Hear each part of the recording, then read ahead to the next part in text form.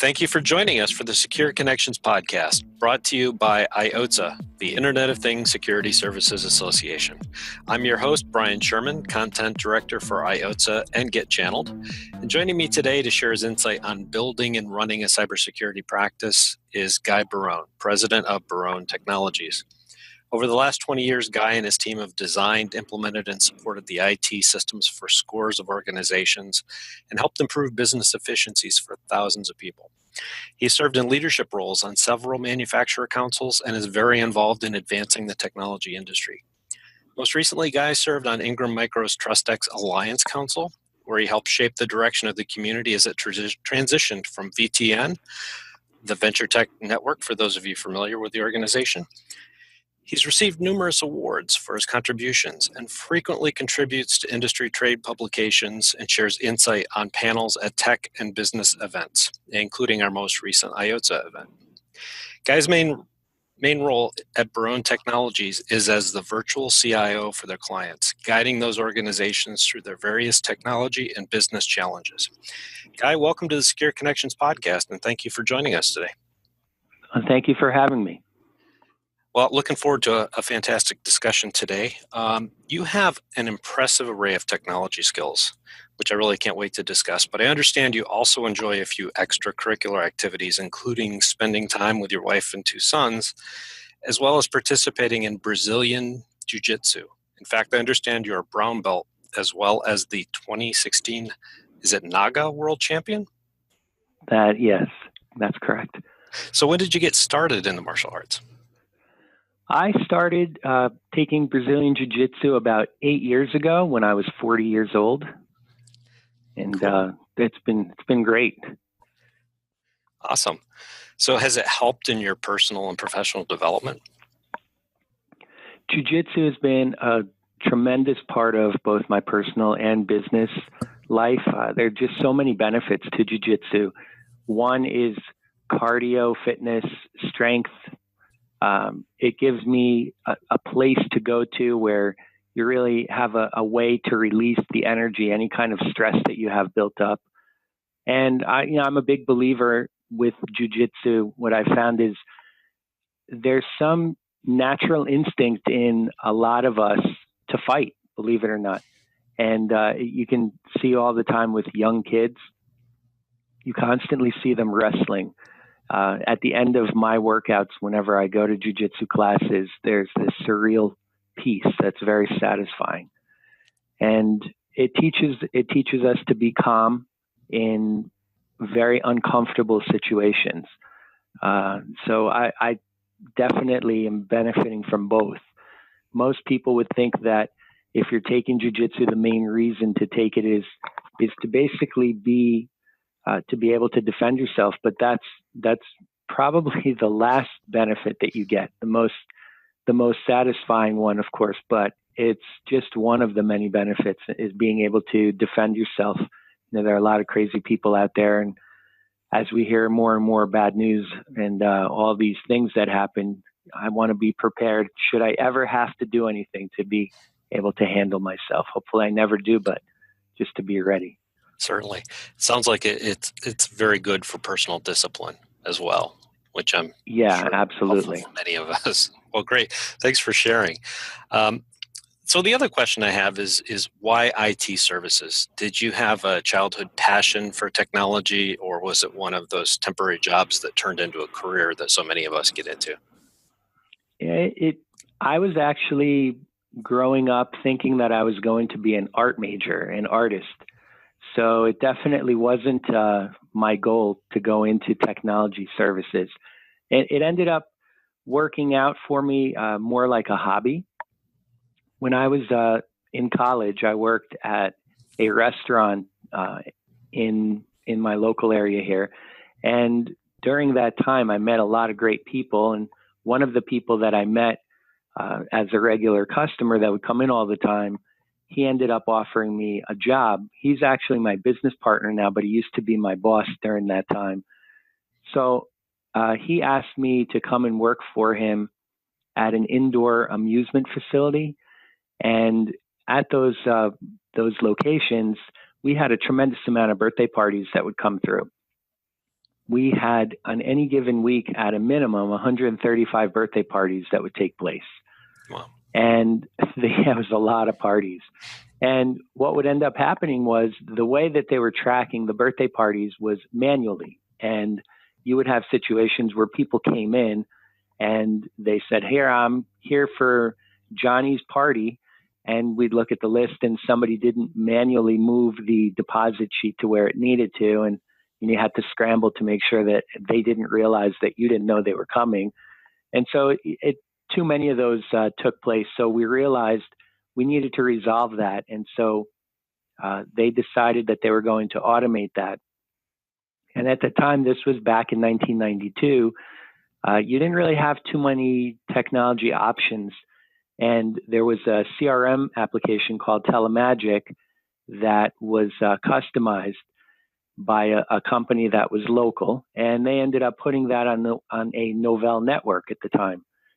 And because I was at the time the youngest person there and the person that would probably take to technology the easiest, they asked me if I would be interested in managing that. And I said, sure. Not only that, but I also offered to go to classes to learn more about it so I could do a really good job.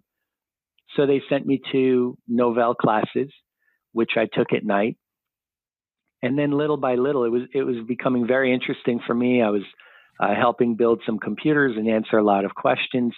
And before I knew it, during that time, the internet was just starting to get more noticed and more popular. So a lot of people were asking me if I would help them with their home computers, and I was very happy to help. And they would ask me questions about things that they weren't able to figure out. And for me, I like a challenge, and I would always figure something out for them. And then little by little, they started referring me to their businesses or their friends that also have questions. And I was starting to make some money just doing this part-time. So it was something that I really enjoyed because it was very challenging and rewarding at the same time. And then eventually what happened was I left the indoor amusement facility, and I was hired by a company out in Long Island to open up what was at that time the country's biggest indoor facility. It was like 180,000 square feet. And they wanted me to come in and set it up for them from the indoor amusement facility portion of it. And so it was in Long Island. I moved out there. I got it all set up for them. I hired everyone. I got the whole business up off the ground. I put in all the technology for them. And then 2 weeks after they opened, they fired me. Oh, no. So this was like a 6 month experience out there. And after that happened, it left such a bitter taste in my mouth. I came to the conclusion that I will never work for anyone again after that experience. So I came back to New Jersey, and I just contacted all of the people that I was working with before with the technology, and I let them know I'm back. I'm going to focus on technology. I thought that was going to give me the best opportunity to be able to grow and earn a good living. So I did. I started doing that, and little by little got more referrals from people for their homes, for their business. And the angle that I was coming off when I was working with the people was I was approaching it from a guest experience, if you will, very similar to the kind of customer service that we provided at the indoor amusement park.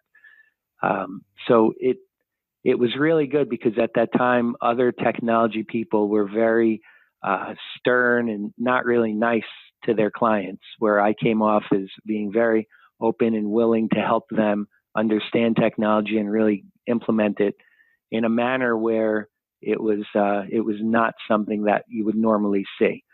So it helped me basically become as busy as I could possibly be during that time.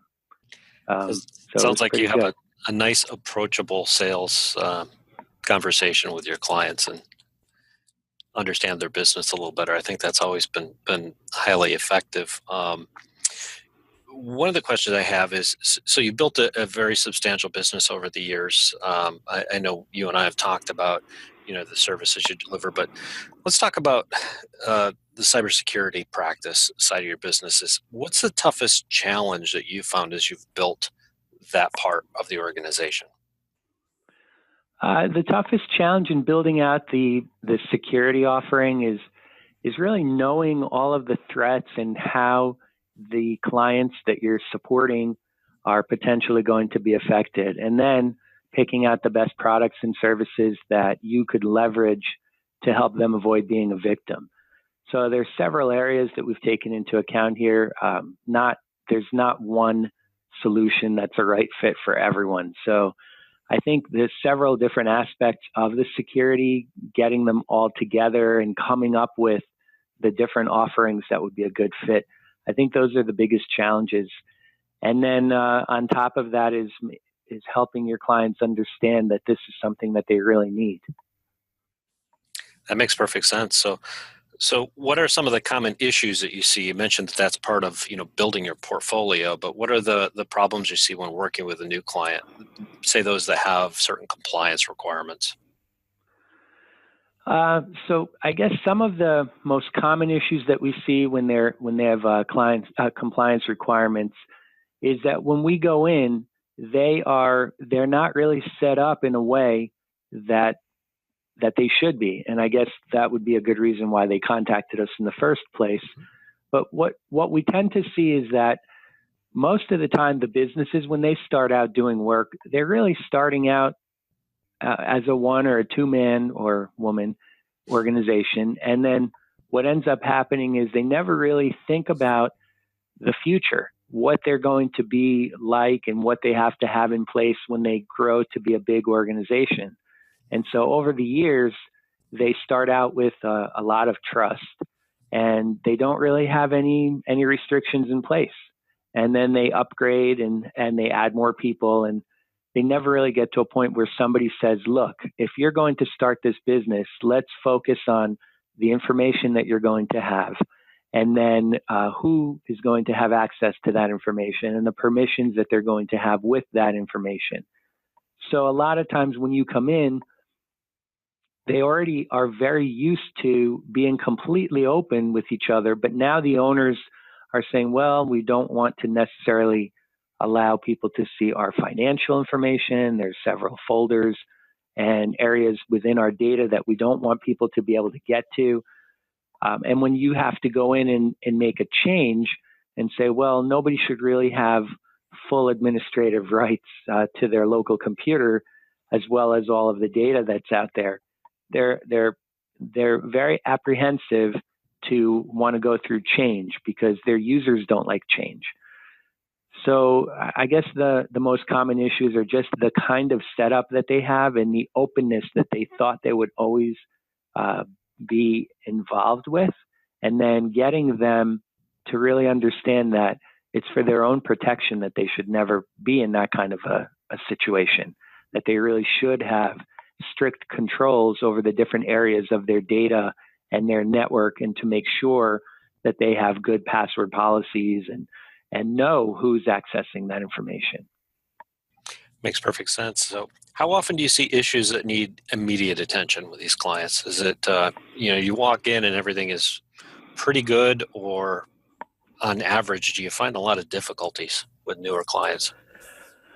I would say in the last 20 years of our business, whenever we'd come in to a new client opportunity and we took a look and saw what we have, I would probably say that I can count on my two hands the number of times that we actually did not need to do anything. So I would say it's almost always you come in, and if you think about it, people are usually contacting you when something goes wrong. They're not contacting you when things are going well. So a lot of times it's because things were not set up originally the right way, and maybe the company or the method that they have right now to take care of things, they're not they're not set up the right way. So more so than not, we see things have to get addressed immediately. Are there any specific issues that come to mind that you see fairly frequently with? The most common that we see are Active Directory, security permissions, remote access, firewalls not being locked down the right way. A lot of times we recommend, especially today, that people have two-factor for remote access. We also find a lot of times people work with companies that they're being told, we're going to update your computers and patch it on a regular basis. But when we come in and do a review, we find that none of that has actually taken place. And a lot of the trust was misused. It didn't really happen. So they thought what they thought they were getting was actually not what they were getting, which really left them vulnerable. And then the other thing that we're seeing that today, especially that clients need to take into consideration, is that their users have to be made aware of the security issues that exist and the vulnerabilities and how the criminal minds, the bad players out there, are trying to get into their network. So there's a lot that has to take place today. Makes sense, Guy. Now, do you, when you're going into clients, do you work with clients that are small and have no IT staff, or those that have existing staff? Kind of give me a feeling of where you fit in the security stack with your clients. Well, it used to be that way when we first started, but today we don't really make sense for companies that have less than 30 people. Mm-hmm. And some of the other benefits that we can provide businesses, where in the past we didn't make sense for companies that had an in-house IT staff, today we make a great sense for them, because we've developed some tools that allow us to automate and remediate a lot of issues proactively. So for us, any company that has 30 people or above, and it can be up to 1,000 people, we're definitely a great fit, and we can make a big difference for them with their technology. If they have an in-house staff or if they don't have an in-house staff, we can help them. Awesome. So what's your sales approach for cybersecurity? Our approach is to teach our clients about the threats that are out there. Many of them, they don't really fully understand how they're vulnerable. So we teach them and we show them their information, and we explain how they can be attacked and where they're vulnerable, so that they fully understand the different threats that exist. And then once they see and understand the threats, then they understand how the protection needs to be implemented. And so we offer the different options, and based on the level of data and personal information that they manage or work with, that really depends on how quickly and to what extent they want to lock down everything. So it's really just teaching them and making them aware of all the different vulnerabilities. And that's really the best way I find. Do you find that marketing and providing like newsletters and other, what things are you doing to increase the awareness among your prospects so that you can go in and kind of soften the sale? I know you have a very consultative approach, but are there other things you're doing to improve your odds of landing new clients? Well, we meet with our clients on a regular basis. So at the very minimum, we meet with them once a year, but we also meet with them once a quarter for the most part. So when we go in, we have a face-to-face meeting with them. We get a chance to review all of their technology. We look at all of the biggest threats that are out there. We talk about the latest technology that may be beneficial for their business to consider. And on top of that, we're constantly contributing in the industry to news organizations. We do have blogs and just updating content that we send to our clients on a regular basis. If there's any kind of a threat or there's any kind of information that comes out that they may be in need of knowing about, we will communicate with them ahead of time and let them know where they stand in relation to what that threat is. If there's any new threat that just made the news and has come out, that would be something that we would proactively communicate with them right away, so that we can, just ensure that they have all the information about what they have in place and what they should know. But primarily, we find that the best method is when we meet with them and we can communicate this. So it sounds like the education, I know there's a balance between, when it comes to security in particular, between education and then scaring clients, or I should say scaring prospects, into doing certain actions. But it sounds like, the consultative approach and quantifying and qualifying why they need additional security measures is more in line with what your company does. Would that be a fair assessment? Yeah, I mean, the news does a fair amount of work for us in scaring people. Sure. So we don't have to go and scare anyone. We just do a comparison. We let them know this new threat that just hit across the U.S. You don't really have to worry about that, and that's because we've gone in and we've updated and proactively taken care of the vulnerabilities that this is leveraging in order to get into your network. So we a lot of times approach it with an education, and I think that's the best way to approach it. Again, we don't scare them, but where there's a comparison or something they need to be aware of, we definitely make them aware of it and help educate them and make them knowledgeable on that particular vulnerability and why that's something they should consider correcting or having in place because of their type of business. Right. Yeah, we should have almost that game of, is this an enlightening moment or is this a scare tactic? Because it's the difficult part is the news scares people a lot. And I know the most successful sales approach I've seen has more to do with providing assurances and letting them know, hey, here's some areas where we can fill some gaps that'll make sure that you don't fall through the cracks and have similar issues. But it's going to be a constant thing with a number of new threats that are hitting weekly, daily, hourly, etc. Yeah, it doesn't stop. And just when you think you've got control over one, something new comes out. Certainly. So why do you think small businesses have so many issues with their network security? I think small businesses have many issues because they typically do the work themselves, or they work with someone on their staff who takes care of the network only some of the time. They don't really have the means when they first start out to work with a company that can really give them a holistic approach to all of their needs and properly guide them through the different challenges that they face. So while they're up and running, they think that everything is good, I'm protected, but they're not really protected, and they don't know that until it's kind of too late. So I can't really stress enough how important it is, even for small businesses, to really consider working with a company that can help them holistically with security and the risks and provide them with proper guidance, because they're not getting that. Is there any learning curve, I should say, too, for these companies you talk about that may have had, a part-time internal person doing it or even a full-time, and all of a sudden working with an MSP like Baroan Technologies?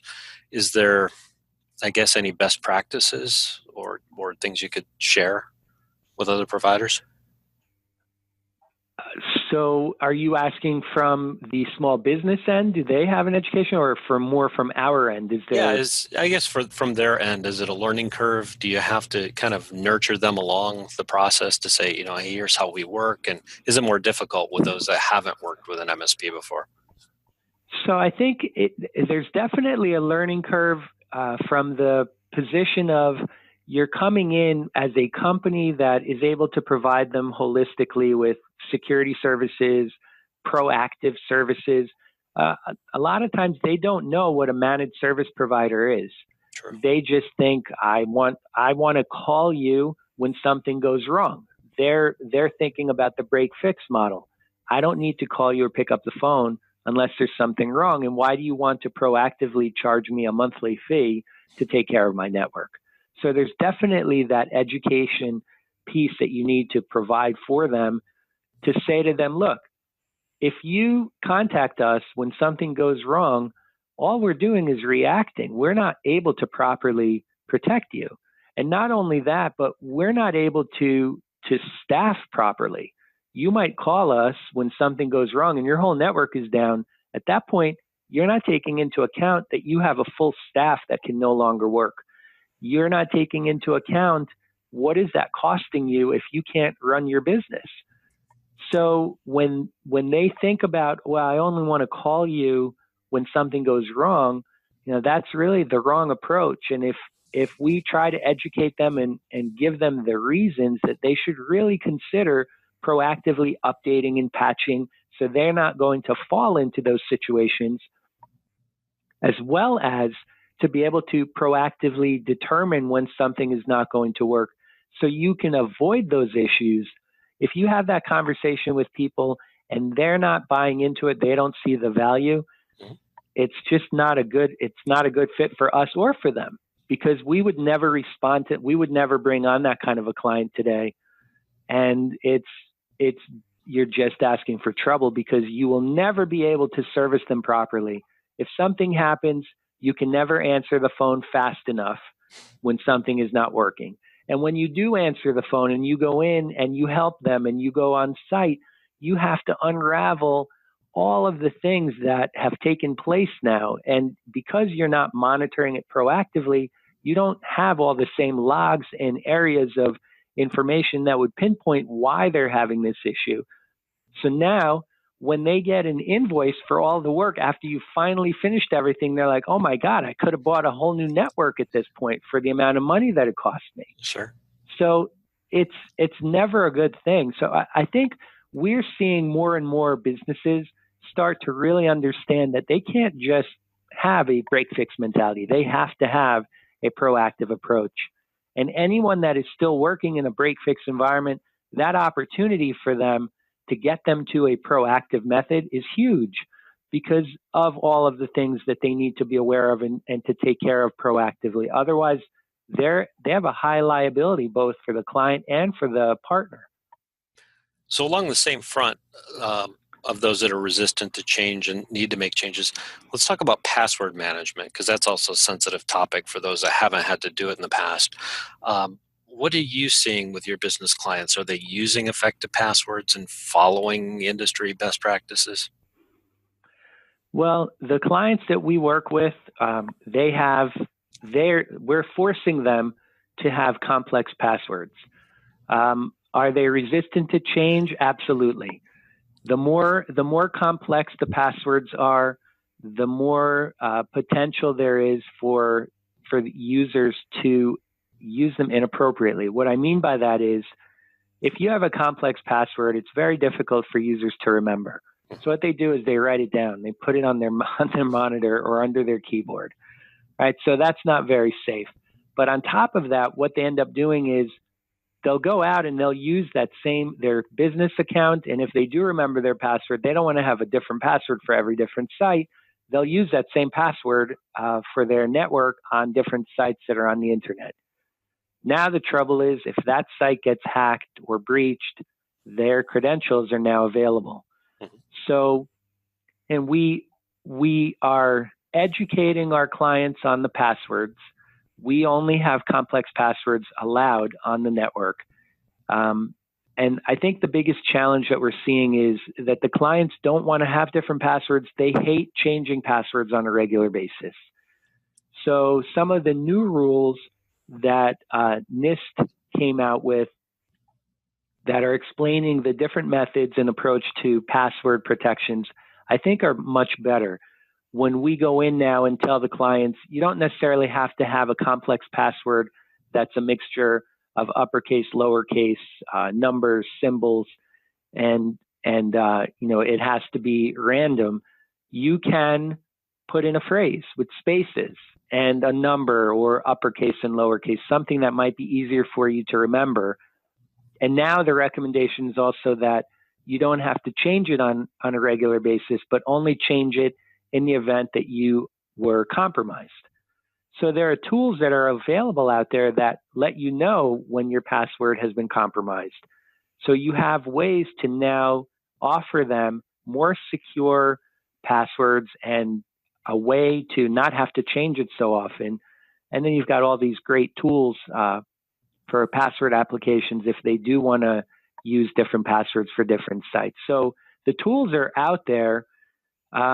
Is everybody doing it? I mean, we're recommending complex passwords. We have it in place that they have to have complex passwords, but everyone as much as you explain it to them, and when you have these meetings with them and go over the reasons to not have something with the passwords the way that they do it, they all look at each other, and they're smiling because they know they're not following what they should be doing. Got it. Do you have any particular tools that you use in your practice for that? I know examples are always helpful. So from a password applications, we like to use LastPass as a tool, and that helps just keeping different unique passwords out there for people. But there are a lot of great tools out there. That's just one that we like to use, but there are others. And I don't necessarily think that that's the best, and that's what everyone should use. Everyone should do the research and find the one that's a good fit for their needs. That's just the one that we find works for us. Makes perfect sense. So Guy, in your opinion, what are the biggest opportunities for outsourced technology firms today? The biggest opportunity for outsourced technology firms today is security. There are so many companies that don't have a good understanding of it and why they should be doing something a certain way. So they don't have good security. There's still companies that don't do regular maintenance and patching for all their systems and their servers. So managed service providers that have a good deal of experience in this area and the capabilities, they have a huge opportunity to help their clients, because we see companies that are out there that say, as I mentioned earlier, they say, oh, we will update and patch your computers, but they may not do it. And I don't know why, but they may not do it. They may not have the right tools or the expertise. So the biggest opportunities is security, patching, protecting the organizations, and helping them with technology. Excellent. So sadly, our time is coming to a close. So do you have any final thoughts on cybersecurity or managed services in general you'd like to share with the audience? I guess anyone listening to this that's not seriously involved with their client's security needs, and helping them navigate through the current challenges that exist, really needs to consider getting into security. It's not even a question today of whether or not the clients are going to get attacked. It's only a question of when. And then the question is going to be, do you want to be one of those companies that your client comes to and you tell them, wow, I'm really sorry, we didn't see this coming, we weren't prepared? Or do you want to be that company that says, we had this conversation about a year ago and we gave you some recommendations and you didn't take us up on it, but we still feel this is something that you should consider. So, they really, cybersecurity has to be addressed. It's the major point of discussion, and every company needs it. And that's pretty much it. Do you find that that's the one differentiating point right now that seems to resonate with prospective clients as well, Guy? Yeah. Whenever we go in, we always find that they could always do things better. As much as they think they have in place, there are always areas that they can improve on. And cybersecurity is such a concern for people because there are more compliance and regulations that are coming out that they have to abide by, and they may not know how to do it. So it is definitely a hot topic and a great way for companies to get in and talk to their clients about how they can help them. Excellent advice. So with our time coming to a close, I'd like to thank Guy Baroan of Baroan Technologies for sharing his expertise in cybersecurity with us today. We also appreciate those who tuned in to hear our discussion, and I encourage you to take a minute and check out the list of upcoming IOTSA cybersecurity roadshows on the association's website. It's iotssa.com. Once again, thank you for joining us, and we hope you have a happy and secure day. Thank you.